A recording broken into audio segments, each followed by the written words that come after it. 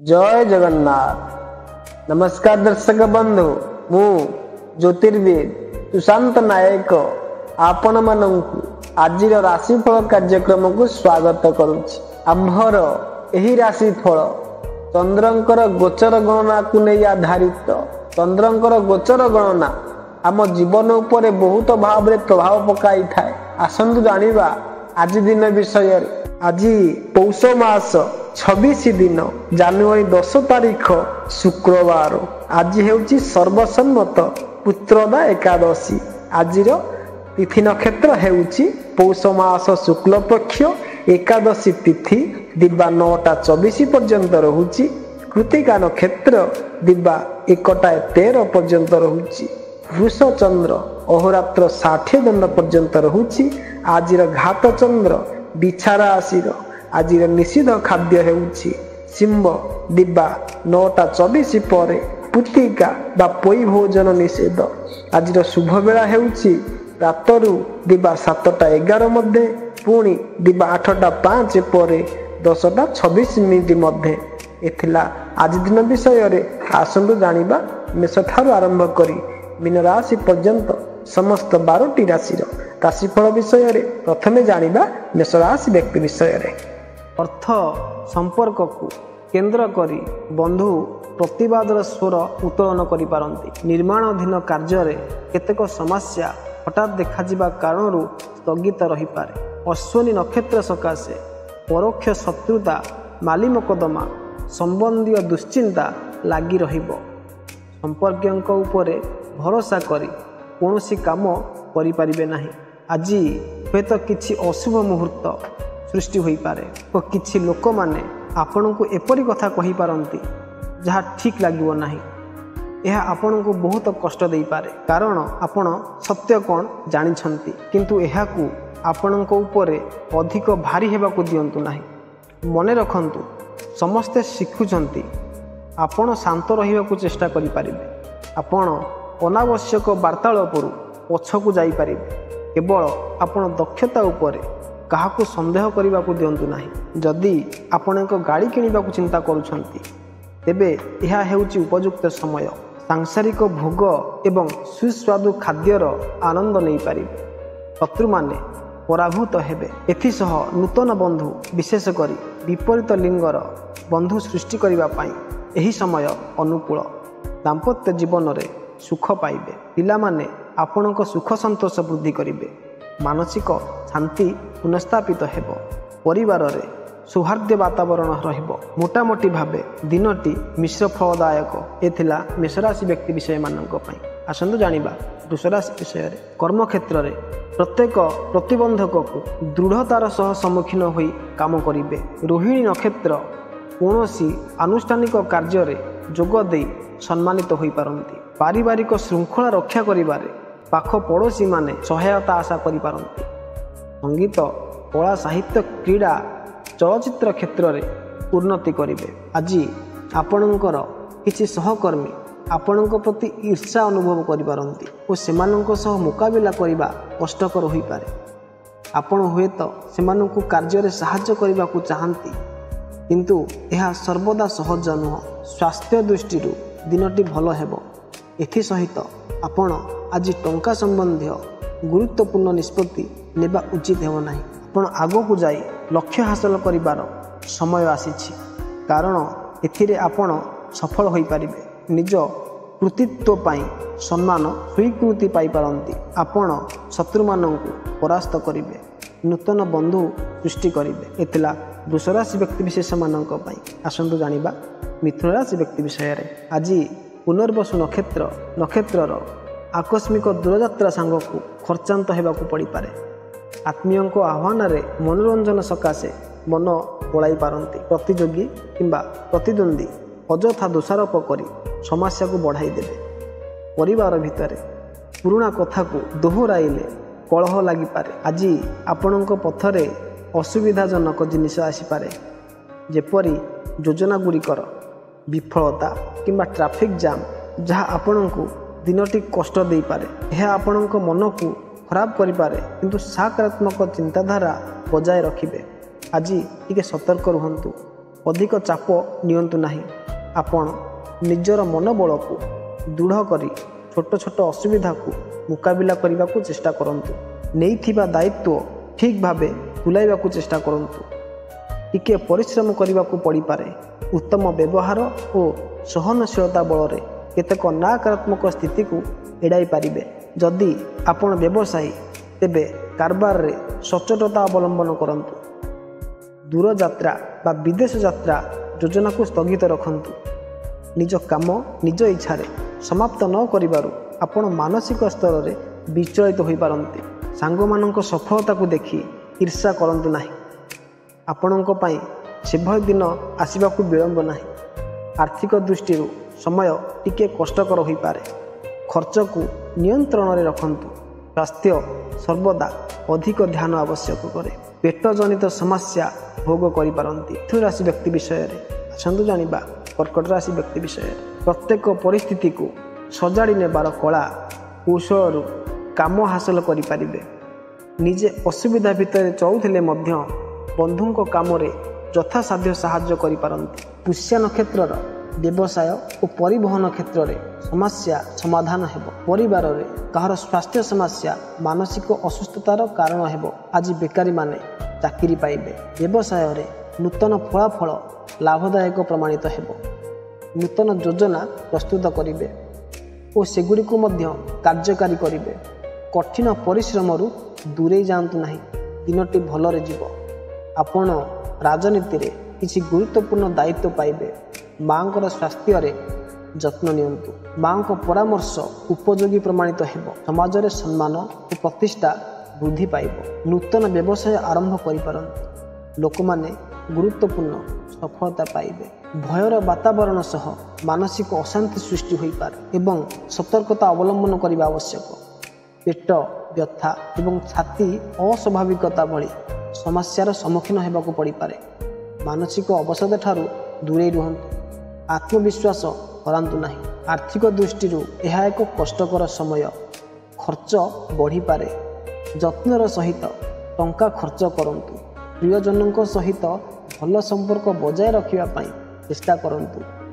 ଅନିୟନ୍ତ୍ରିତ କ୍ରୋଧକୁ ନିୟନ୍ତ୍ରଣ କରନ୍ତୁ, କାରଣ ଏହା କୌଣସି ସମସ୍ୟାର ସମାଧାନ ନୁହେଁ ବରଂ ସମସ୍ୟା ବୃଦ୍ଧିକାରକ। ଏ ଥିଲା କର୍କଟ ରାଶି ବ୍ୟକ୍ତି ବିଷୟରେ। ଆସନ୍ତୁ ଜାଣିବା ସିଂହ ରାଶି ବ୍ୟକ୍ତି ବିଷୟରେ। ଆଜି ସକାଳୁ ବନ୍ଧୁଙ୍କର ସାକ୍ଷାତରୁ ଉପକୃତ ହୋଇପାରନ୍ତି। ଉତ୍ତର ଫାଲ୍ଗୁଣୀ ନକ୍ଷତ୍ର ମାତ୍ରାଧିକ ଭ୍ରମଣ ଓ କାମର ଚାପ ବ୍ୟତୀତ କରିବ। କର୍ମକ୍ଷେତ୍ରରେ ପଦସ୍ଥ ବ୍ୟକ୍ତିଙ୍କ କିଛି ଆଶ୍ୱସ୍ତି ସୂଚକ କଥା ଶୁଣି ମନ ହାଲୁକା ହୋଇଯିବ। ଅନ୍ୟକୁ ସାହାଯ୍ୟ କରିବାକୁ ଯାଇ ନିଜର କାମଟି ଅଟକି ରହିଯିବାର ଆଶଙ୍କାକୁ ଏଡ଼ାଇ ଦିଆଯାଇ ନପାରେ। ଆଜି ନିବେଶ ବିକଳ୍ପ ଗୁଡ଼ିକ ଆପଣଙ୍କୁ ଅସୁବିଧାରେ ପକାଇପାରେ। ଫଳ ଓ ଜୁସ୍କୁ ନିଜ ଖାଦ୍ୟରେ ସାମିଲ କରନ୍ତୁ। କର୍ମକ୍ଷେତ୍ରରେ ବହୁତ ବ୍ୟସ୍ତ ରହିବାର ସମ୍ଭାବନା ରହିଛି। ପରିବାର ସଦସ୍ୟଙ୍କ ପରାମର୍ଶ ପ୍ରତି ଧ୍ୟାନ ଦିଅନ୍ତୁ, କାରଣ ଏହା ଆପଣଙ୍କ ସ୍ୱାର୍ଥ ପାଇଁ ହେବ। ଆପଣଙ୍କ ସମ୍ପତ୍ତିର ଅଂଶୀଦାର ଦାବି କରୁଥିବା ବ୍ୟକ୍ତି ଜିତିବେ ନାହିଁ। କିଛି ଲୋକଙ୍କ ପାଇଁ ତୀର୍ଥଯାତ୍ରା କରିବାର ସମ୍ଭାବନା ରହିଛି। ଆପଣ ନିଜର ଚିନ୍ତାଧାରାକୁ ସକାରାତ୍ମକ ରଖନ୍ତୁ। କାର୍ଯ୍ୟରେ ସଫଳତା ମିଳିବ। ଗୃହକୁ ବନ୍ଧୁ ବା ଅତିଥିଙ୍କ ଆଗମନ ଘଟିପାରେ। ଉତ୍ତମ ପାନ ଭୋଜନ, ବସ୍ତ୍ର ଓ ଆଭୂଷଣରେ ସୁଖୀ ହେବେ। ବ୍ୟବସାୟରେ ଉନ୍ନତି, ଅଳ୍ପ ଯାତ୍ରା, ଅଳ୍ପ ଦୂର ଯାତ୍ରା ଓ ବକେୟା ଅର୍ଥଲାଭ ଯୋଗ ରହିଛି। ପରିବାରରେ ହସ ଖୁସିରେ ବାତାବରଣ ଦେଖା ଦେଇପାରେ। ଆପଣ ବହୁତ ଭଲ ଖାଦ୍ୟ, ପୋଷାକ ଓ ଭୋଗ୍ୟ ବସ୍ତୁ ପାଇପାରିବେ।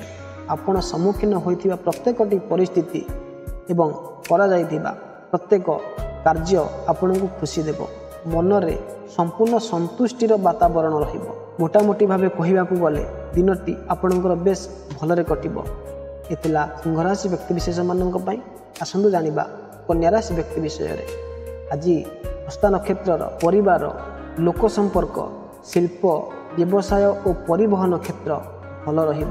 ପରିବାରର ଆବଶ୍ୟକତା ଅନୁଭବ କରି ଗୃହ ଉପକରଣ କ୍ରୟ ଯୋଜନା କରିବେ। ବନ୍ଧୁଙ୍କ କଥାରେ ପଡ଼ି ସମସ୍ୟା ଥିବା ଘଟଣାରେ ମୁଣ୍ଡ ନ ପୁରାଇବା ଭଲ ହେବ। ସାମୂହିକ କାମରେ ପଡ଼ୋଶୀ ସାହାଯ୍ୟ ପାଇଁ ଆଗେଇ ଆସିବେ। ଆଜି ପରିବାରରେ କିଛି ଶୁଭ କାର୍ଯ୍ୟ ସମ୍ପନ୍ନ ହେବ। ପରିବାରରେ ସୁଖ ରହିବ। ଆପଣଙ୍କ ସମାଜରେ ବହୁ ସମ୍ମାନିତ ବ୍ୟକ୍ତିଙ୍କ ସହିତ ଆପଣଙ୍କର ସମ୍ପର୍କ ବୃଦ୍ଧି ପାଇବ। କାର୍ଯ୍ୟକ୍ଷେତ୍ର ପ୍ରତି ଅଧିକ ଧ୍ୟାନ ଦେବାର ଆବଶ୍ୟକତା ଅଛି। ଆପଣଙ୍କର ଆବଶ୍ୟକତା ସୀମିତ ରଖନ୍ତୁ। ପୂର୍ବର ସାଙ୍ଗମାନଙ୍କ ସହିତ କିଛି ପାର୍ଥକ୍ୟ ହୋଇପାରେ।